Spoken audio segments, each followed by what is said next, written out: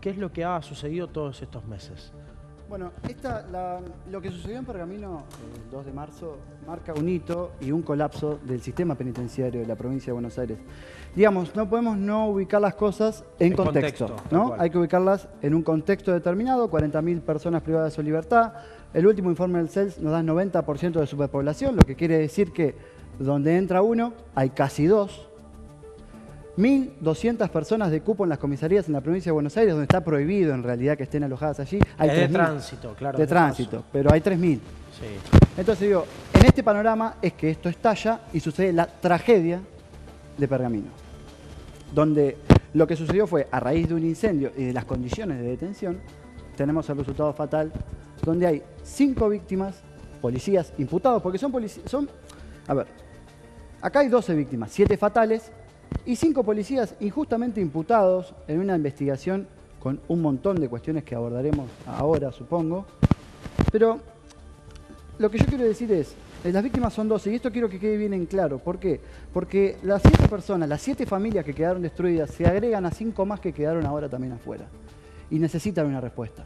Y esta respuesta es la que el Estado no le va a poder brindar de manera pura y sincera, porque las cosas se hicieron irregularmente, desde el inicio. A ver, partimos de la base. Vos hablás de 12 víctimas, sumás a los 5 comisarios o policías en esta situación, al igual que las familias reclaman de quienes han perdido la vida en ese incendio ante la ingesta de monóxido, ese 2 de marzo. ¿Desde qué lugar los policías hoy revisten en tu carátula y en tu análisis y en la defensa como víctimas de este hecho? Por esto que vos citabas en el comienzo del sistema, digo, yo en tal caso como trabajador defino, digo, en base a mis condiciones tengo responsabilidad también y puedo decir, bueno, estas responsabilidades y las herramientas no son las adecuadas. Claro, ¿qué pasa? La imputación de abandono de personas heridas de muerte no fue automática. Sí. Es decir, sucedió el hecho, se confeccionan las actas policial y el acta de la fiscalía, y la causa empezó a avanzar. Al principio no fue abandono de personas seguido de muerte. Como ustedes saben, a lo largo del avance de la misma, se fueron presentando en el expediente determinadas agrupaciones, asociaciones, que fueron aportando elementos o intentaron reunir a las víctimas, porque este es el otro problema. Las víctimas hoy en día en la provincia de Buenos Aires no tienen la representación que tienen que tener. Entonces, estos colectivos de víctimas, la Comisión Provincial por la Memoria, etcétera, se presentan en casos de estas características. Sí. A lo que voy es, ¿por qué son víctimas? ¿Por qué? Bien, son víctimas porque están siendo injustamente imputadas de un delito que no cometieron. No solamente no cometieron un delito, sino que prestaron la ayuda necesaria para que esto se solucione. Y no pudieron evitar el desenlace fatal. Por eso digo que son víctimas. De hecho, no solamente son víctimas porque yo lo diga, sino que también denunciaron. Esto está denunciado. Los 5 policías denunciaron al juez Solazzi y al fiscal Mastorcho por prevaricato, privación ilegítima de la libertad. ¿Por qué? Por esto, justamente, y falsa imputación. Justamente por esto, por esta razón de que se los imputa cuando ellos obraron como tenían que obrar. El abandono de persona, te agrego, es un delito de carácter intencional. Lo que quiere decir es que lo que tiene que demostrar el fiscal es la intención de los policías de dejar al desamparo a esas personas. Si el policía demuestra que ofreció todos los medios para salvarlos, no puede haber abandono de personas. Y en ese sentido, ¿con qué pruebas cuentan hoy para comprobar? Nosotros tenemos los llamados que se hicieron efectivamente en horario. También tenemos el llamado que se hizo al señor agente fiscal, y esto es fundamental. Ni bien sucede el hecho, Alexis Eva, el oficial Eva, es el que se comunica con el secretario del fiscal, el señor Fontana. Y aquí es donde viene lo que nosotros pedimos que se aparte el fiscal de la causa. Porque sí, digo, en eso va en consonancia también con los que piden las familias, ¿no? Claro, sí. ¿Por qué? Porque no están debidamente representados. Y les explico por qué.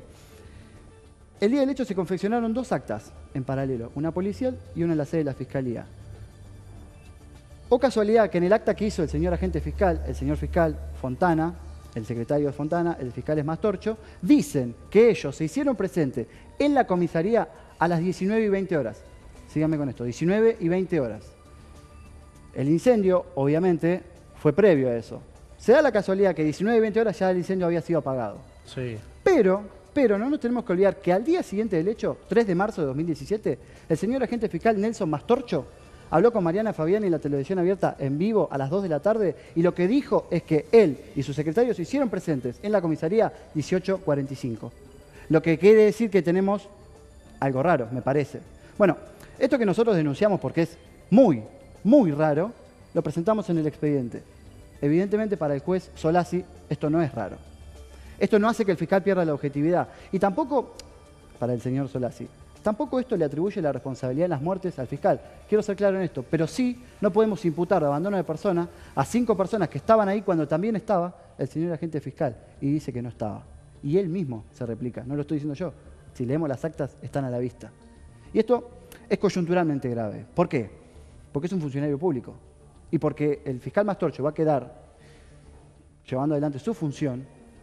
¿Y cómo le pueden garantizar a las personas que se encuentran sometidas ante ente fiscal que va a ser objetivo? ¿Dónde está la objetividad de una persona que miente en un instrumento público como un acta? No hay objetividad. ¿Qué respuesta tuvieron ustedes ante el pedido de cambio de fiscal? El viernes pasado, 15 de septiembre, tuvimos una audiencia donde propuse estos argumentos, donde dije justamente esto y un montón de cosas más. No solamente que el fiscal ha perdido la imparcialidad y la objetividad, sino que también la independencia. Por esto que digo de las demandas vindicativas, de las agrupaciones de víctimas, que lo que hacen es fogonear el dolor que sienten, porque la pérdida de un ser querido es un dolor insostenible para cualquier ser humano. Insostenible. Entonces, ante estas demandas, el fiscal ha perdido la independencia y ha intentado responder a eso. ¿Por qué? Porque en el inicio, la causa iba encaminada al artículo 186 del Código Penal, que es incendio seguido de muerte. O sea, porque los hechos sucedieron, hubo una pelea y después se generó el incendio adentro de la comisaría. Entonces nosotros denunciamos todo esto y pedimos que se aparte al fiscal, también porque tenía un interés en la causa. ¿Cuál es el interés en la causa? Inciso 4 del artículo 47 del Código Procesal Penal de la Provincia de Buenos Aires. El interés de él es escindir su responsabilidad, separarla, correrse en un costado. ¿Por qué? Porque adivinen a cargo de quién estaba la persona que inició la pelea y según los testigos inicia el incendio.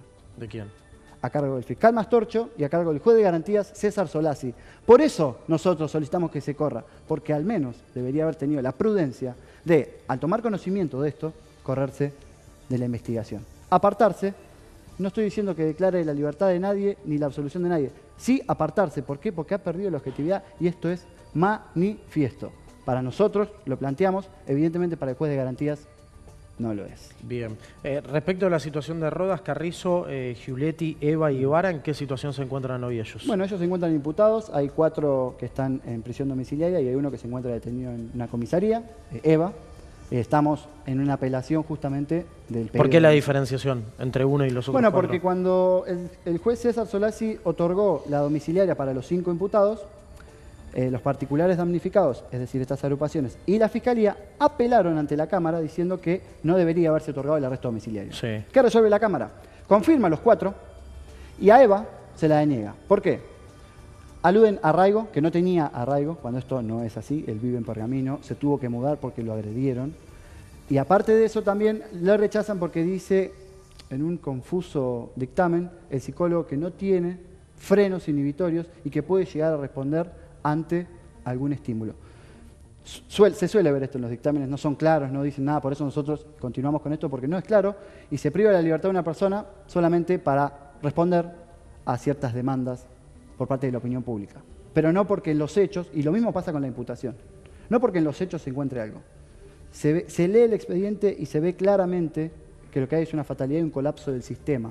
¿Por qué? Había un habeas corpus del juego de garantía número 3, donde decía expresamente a todo el Poder Judicial de Pergamino, no violen el cupo, no violen el cupo. 18 personas había detenidas, el 19 que entra, ¿a cargo de quién estaba? De Mastorcho y de Solazzi. Viola el cupo, inicia la pelea, inicia el incendio, todo. Eso está comprobado. Sí.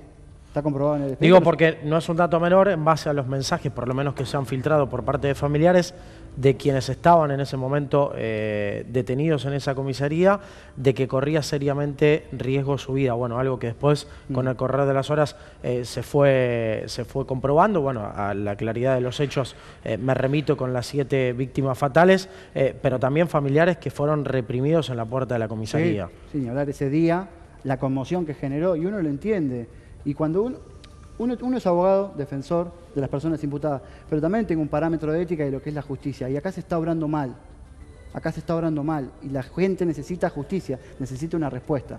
No solamente los 5 policías injustamente imputados, a quienes represento, sino estas 7 familias que no van a poder llegar a ninguna respuesta concreta con una investigación viciada desde el inicio. Y te quiero decir algo de los mensajes.